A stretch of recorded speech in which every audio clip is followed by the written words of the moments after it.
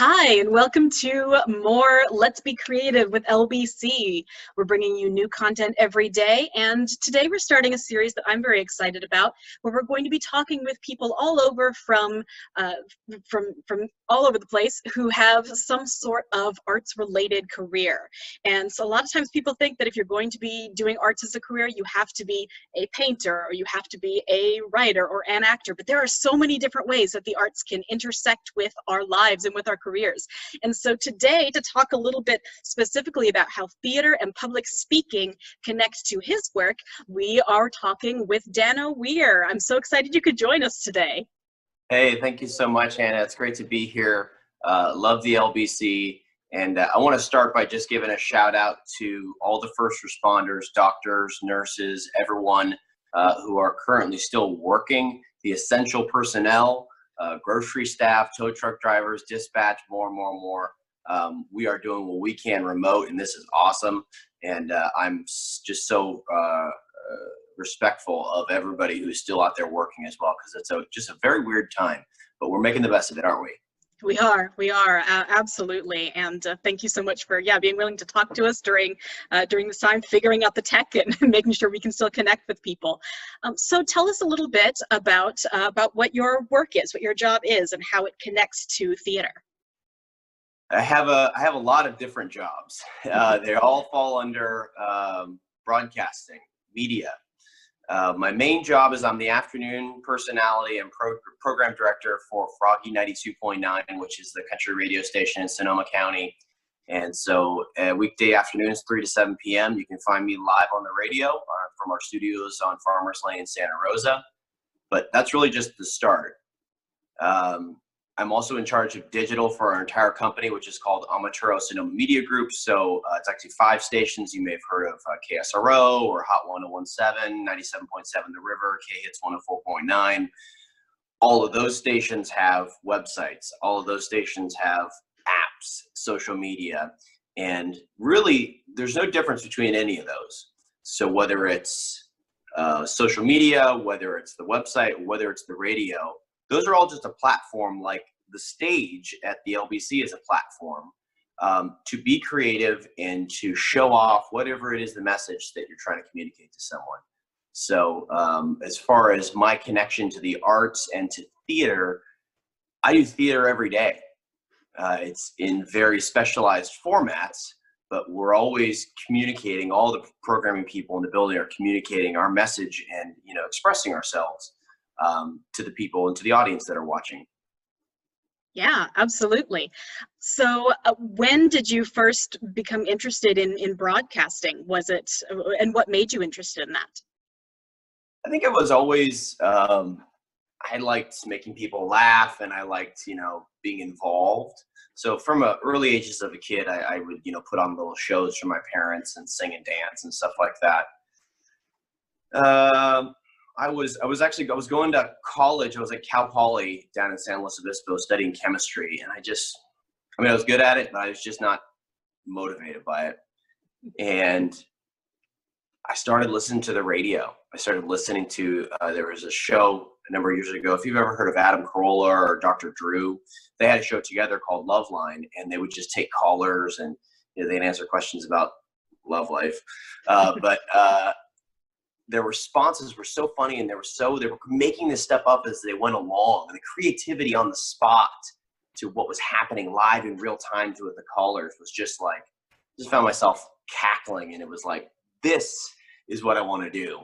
And so that was probably the first step of it. And then I found myself, in broadcasting school. So I knew if I really wanted to do it, it's kind of hard to just show up, or it's, probably not a great plan to just say like, well, I want to join the circus. Well, go to circus school first. So I went to San Francisco State, and they have a great broadcasting program, and got started at this station, and I've been there ever since. Awesome. When you first looked at this, what parts of speaking and communicating, I liked how you talked about the live connection with the audience. There's some improvisation there, having to be able to think quickly in response to people. What parts of public speaking or presenting or performing did you personally have to work on for yourself to get better at, to feel like you could do this job well? All of it. Uh, I actually had crippling stage fright. Oh, wow. So to take it back to Cal Poly in San Luis Obispo, one of the classes you have to take early on in college, as many people take in college, is Public Speaking 101. And just seeing the course on the curriculum and knowing I had to enroll in it, I would get nauseous. And I remember, your midterms are all speeches in front of 25 people, at 8:30 in the morning in the classroom.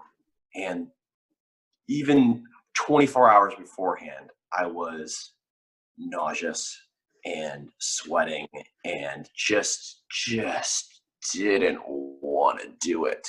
And the worst thing is I really used to have really bad shakes, uncontrollable shakes. And I really couldn't pinpoint it, but I would just get a shake and I couldn't shake it. So, I had a huge fear of public speaking. And what I did to conquer it was I took a couple acting classes at the junior college. So this is obviously years later, but I knew once I decided to get into radio that public speaking is going to be a big part of this job. And I wasn't so nervous behind the microphone, but I knew that there would be in front of audience live public speaking that would need to be a part of it. And so I took 2 great acting classes at the Santa Rosa JC, and just those 2 classes knocked it out. I can't really explain it, but I learned a lot about preparation. I actually have a whole physical stretching routine that I go through, a vocal warm-up that I go through every day before every show. And it gets your mind in a space where you're ready to perform. So that's kind of where I stand, and that's how the process went for me. Yeah, I'm curious, do you still feel, still have moments when you get whatever the radio equivalent of stage mic fright? Do you still have times of getting stage fright, or is it mostly, or does that not happen to you anymore? I don't want to sound cocky, but it's gone. Awesome.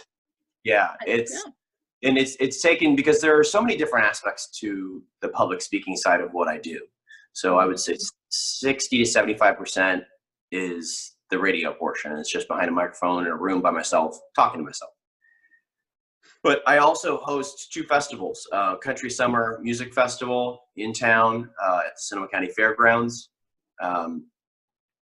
Myself and the other DJs at the station, Amber and Tanner in the morning, and Jen, we all host that. And so we're going out before and after every single artist, talking about the artist, talking about what's going on.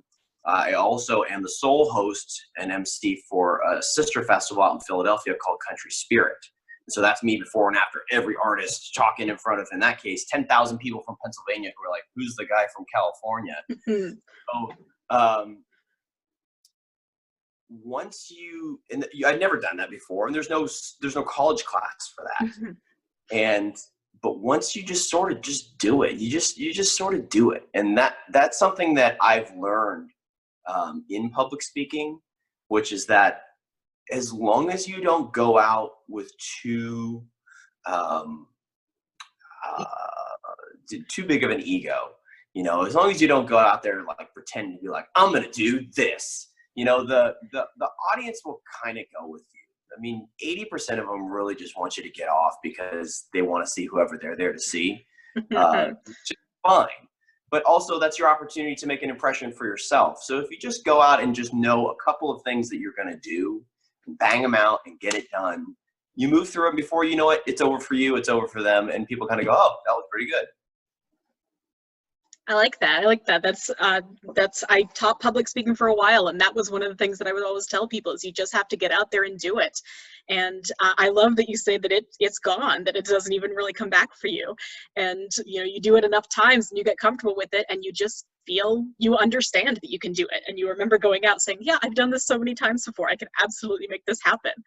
I want to ask you real quickly about when you're working in radio only, and the only way you have to communicate is through your voice. What are some things that are different about that than if you're, say, hosting a festival and you can be seen and you can use your body? How can you communicate effectively using only your voice? What are some things you've learned?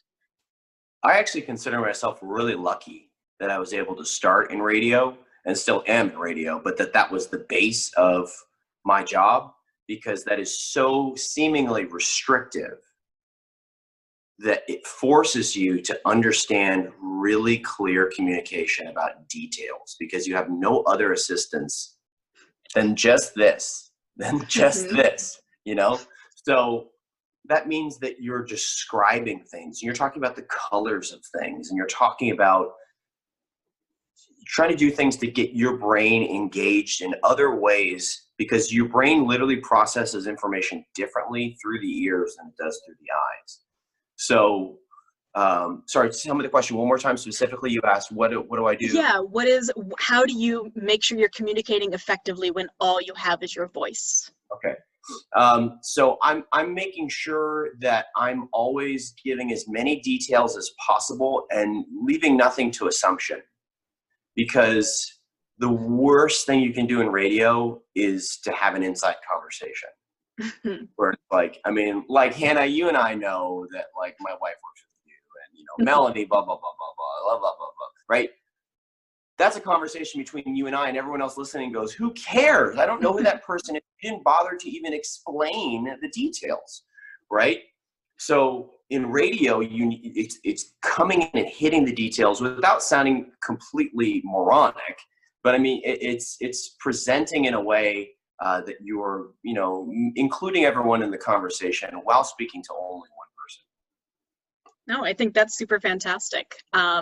I like the idea of making it an inclusive thing, that you're communicating not only, you know, just to get your thoughts out, but to make sure everybody else feels like they are part of it and included. That's really cool.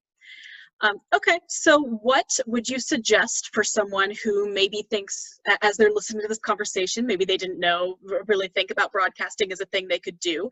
What would you suggest to someone who is listening to this now and thinks, maybe that's what I want? What would you suggest they start with? What they want, for their life and their career? Yeah, like if they're thinking, oh, I could do that for my life. I could go into a career in broadcasting. Where would you suggest that they start? I would suggest don't at all. It is a lifestyle. It is a life choice.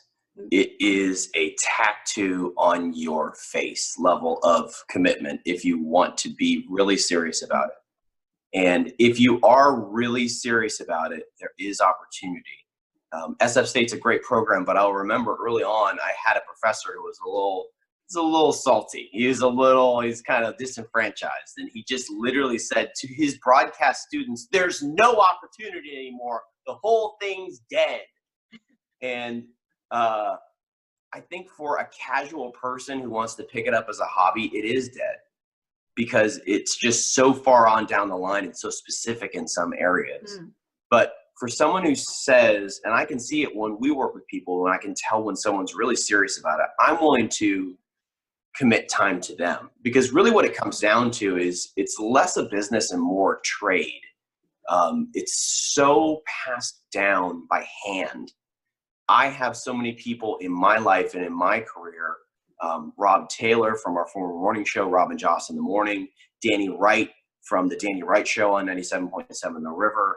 Up in Canada, I had a great mentor named Gary McDonald from the Frontside Group, which is a record label. And on and on and on. Jim Murphy, my operations manager currently. You have people who will mentor you and will teach you what has been done, and you can take that and make it your own. But you only get that time from people when they know that they're speaking to someone who's not going to turn around and want to go work for Twitter the next week, you know? Yeah. And so I would say for someone who's thinking about broadcasting, it is a trade and it is an art, and there are talented people who have been crafting this for decades. And it's not just as simple as the people who throw their phone up and put it on YouTube, and they're finding YouTube success too. So, you know, congrats to them. But for broadcasters, I'll give you a very small example. I don't want to take this too long, but I'll give you a really small example. Yeah. In a Monday Night Football game this past fall, a cat got on the field at New York Giants Stadium, right? And the cat is running all over the field, right? And so you've got the radio broadcast of that game, and you've got the television broadcast of that game. And the television broadcaster is sitting there, and he should have known better because he's a broadcaster too. But he's sitting there, he's like, oh, it's a cat, it's a cat. I can't believe it's a cat. Oh, well, it's hilarious. Well, the cat is actually running towards the goal line. And the radio guy goes, he's at the 20, he's at the 10, right? That's that stuff that broadcasters just clue into, that spidey sense. And so I hate to say it, a YouTuber would have never picked up on that because they'd never be in that situation anyways. But those are the types of things that broadcasters share with one another, that learn from one another. And before you know it, you're part of this weird family. Yeah, no, I think that's really fascinating, looking at it as, yeah, that it is a serious commitment. It's not an easy thing to just pick up and let go. It's this is what you want to do. You have to like full on commit to it, which is really interesting. Thank you so much. As we wind things down, I would love to say, if somebody maybe not necessarily wanting to go into broadcasting, but wanting to use similar public speaking and communication skills, if they were right now, you know, everybody's stuck at home and can't go out and take an acting class. Is there anything that you would suggest that somebody could do right, you know, today from their home with no other supplies, that would be a step toward working on public speaking skills? Maybe an exercise that you do, or something that just a way for them to say, I want to improve my public speaking skills, whether I do anything with it for a career or not. What would you tell them to do?